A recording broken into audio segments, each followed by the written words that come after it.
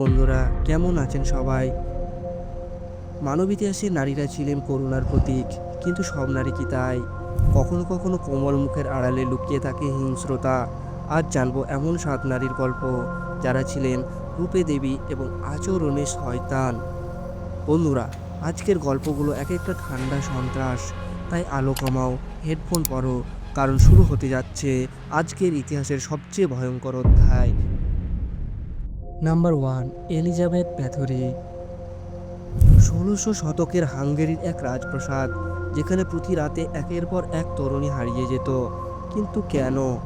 কারণ এলিজাবেথ বিশ্বাস করতেন কুমারীদের রক্তে গা ধুলে সে চিরযুবতী থাকবে। ভাবো তো, কেউ যদি রূপ ধরে রাখতে ৬০০ মানুষকে হত্যা করে, এটা কি পাগলামি নাকি পরিপূর্ণ শয়তানত্ব? এক পৈশাচিক কাজ।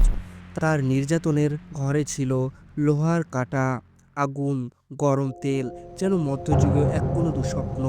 শেষ পর্যন্ত তিনি ধরা পড়লেও তাকে ফাঁসিয়ে দেওয়া হয়নি, বরং জীবন্ত অবস্থায় ইট দিয়ে গেঁথে ফেলা হয়েছিল এক অন্ধকার ঘরে। সেই ঘরে একটি ছোট জানালা, আর তার বাইরে সারা পৃথিবী। তাকে বলা হয় ব্লাড গাউটনেস, কারণ তার সৌন্দর্য রচিত ছিল মানুষের রক্ত দিয়ে। Number ২, ইলসে coach. যখন পৃথিবী দ্বিতীয় বিশ্বযুদ্ধের আগুনে জ্বলছে, তখন জার্মানির বুকেনওয়াল্ড ক্যাম্পে চলছিল আরেক নরক। এখানেই ছিলেন ইলসে কোচ। কিন্তু তিনি ছিলেন এক হিংস্র শিকারী। যেসব বন্দীদের গায়ে ট্যাটু থাকতো, তাদের বেছে বেছে মারতেন তিনি। কারণ তাদের ত্বক দিয়ে তৈরি করতেন ল্যাম্প সেট, টেবিল কভার, বুক কভার, এমনকি অলংকারের বাক্স। বন্ধুরা, ভাবতেই গা শিউরে ওঠে, তাই না? একজন মানুষ কিভাবে মানুষের ত্বক দিয়ে ঘর সাজাতে পারে?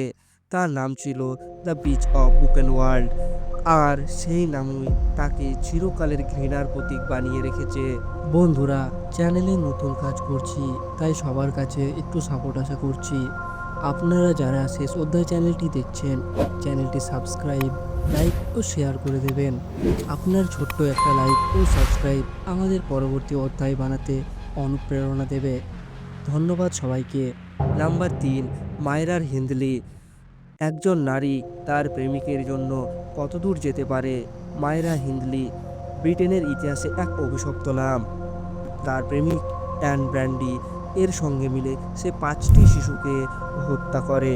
আর এসব সে করত মুচকি হাসি দিয়ে। মনে হয় তার কাছে এটা একটা কোনো ছেলে খেলনা। তারা শিশুদের টেনে নিয়ে যেত নির্জন স্থানে। এরপর চলত নির্যাতন, ধর্ষণ এবং মৃত্যু। তাদের মৃত্যু কান্না ক্যাসেট টেপে রেকর্ড করা হতো। একবার ভাবতো, একটা শিশু যখন বাঁচার জন্য চিৎকার করছে, তখন কেউ সেই শব্দ রেকর্ড করেছে ঠান্ডা মাথায়। ব্রিটেন আজও ভুলতে পারেনি মায়রার মুখ। সে যেন এক ভয়ঙ্কর কুয়াশা, যেটা ছড়িয়ে দিয়েছিল গোটা সমাজে। Number ৪, Katrina the Medici. রাজপ্রাসাদের সৌন্দর্যের পেছনে লুকিয়ে থাকে রক্তাক্ত ষড়যন্ত্র।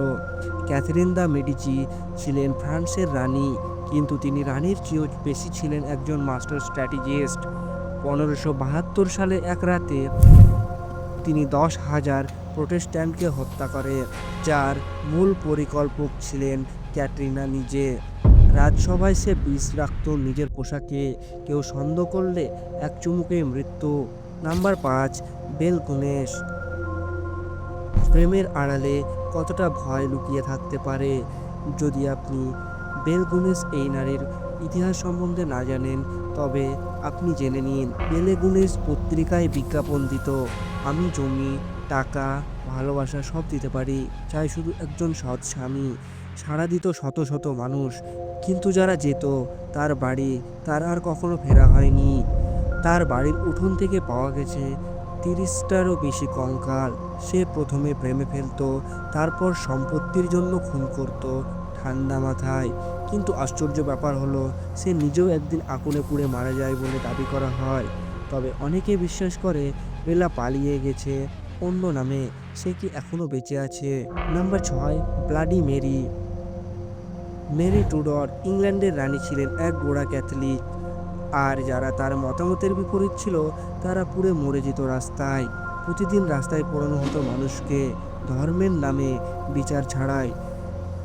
এই কারণে তাকে ডাকা হয় ব্লাডি মেরি। আজও বহু শিশু আয়নার সামনে 3 বার তার নাম বলতে ভয় পায়। কেন জানো? কারণ বিশ্বাস করা হয় সে তখন ফিরে আসে। Number 7, Griselda Blanco. Griselda Blanco নামটা শুনলেই ভয় পেতে হয়। সে ছিল কোকেন ব্যবসার রানী, ড্রাগ কার্টেলের মূল মাথা। বলতো আমি ডাকাত না, বিজনেস করি। কিন্তু তার বিজনেসে মৃত্যুর গন্ধ ছিল। 200রও বেশি খুন, ইনক্লুডিং নিজের স্বামীও।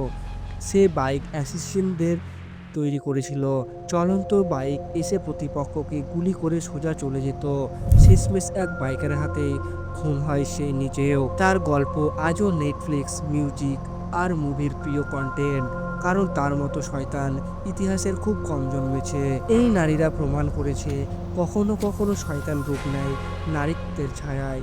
তাদের গল্পগুলো শুধু ইতিহাস নয়, আমাদের চোখ খুলে দেয় সত্যের। তুমি কি ভাবো এদের মধ্যে কে ছিল সবচেয়ে জঘন্য? কমেন্টে জানাও। আর এমন আরও অজানা গা ছমছমে গল্প পেতে সাবস্ক্রাইব করো, কারণ সামনে আরও আসছে। আর হ্যাঁ বন্ধুরা, আমাদের চ্যানেলকে সাবস্ক্রাইব করতে ভুলবেন না। দেখা হচ্ছে পরের ভিডিওতে। ততক্ষণ সবাই ভালো থাকবেন। ধন্যবাদ।